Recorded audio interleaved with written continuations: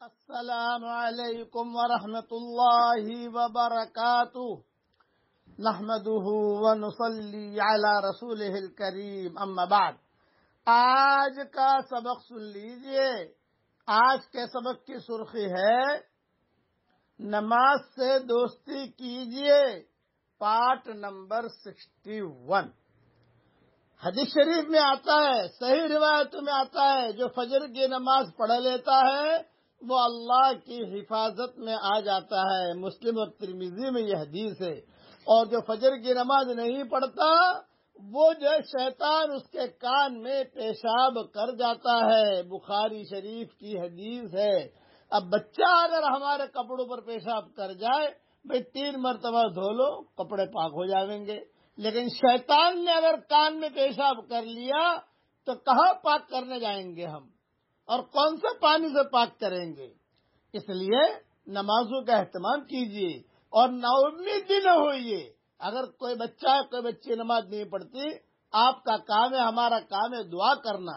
کتابوں کے اندر ایک قصہ لکھا ہے، ایک اللہ والے دوپہر کے وقت میں گزر رہے تھے اور ایک آدمی شراب کی دکان کے باہر بالکل گندے نالے کے قریب لت پت پڑا ہوا تھا۔ اللہ والے نے اس کا چہرہ دھویا اور اس کے کپڑے بدلے اور اسے اٹھا کر اس کے گھر تک پہنچا دیا۔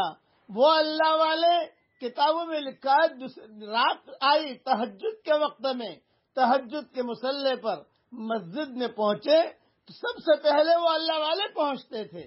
تو کتابوں میں لکھا ہے کہ اللہ والوں نے دیکھا کہ مجھ سے پہلے بھی کوئی پہنچا ہوا ہے، بھئی مجھ سے پہلے مسجد میں کون آیا؟ قریب جا کر دیکھا تو وہی شرابی تھا، جس کا چہرہ دھویا تھا، جس کے کپڑے بدلے تھے، اور وہ مسجد میں آ کر تہجد کی نماز ادا کر رہا تھا اور اللہ کے سامنے رو رہا تھا۔ تعجب ہوا، بھئی یہ کیسے ہو گیا ہے؟ غیب سے آواز آئی، اے میرے بندے، تو نے اس کا چہرہ دھویا تھا، میں نے اس کا دل دھو دیا، اب یہ میرا نیک بندہ بن گیا۔ اس لیے مایوس بھی نہ ہونا چاہیے۔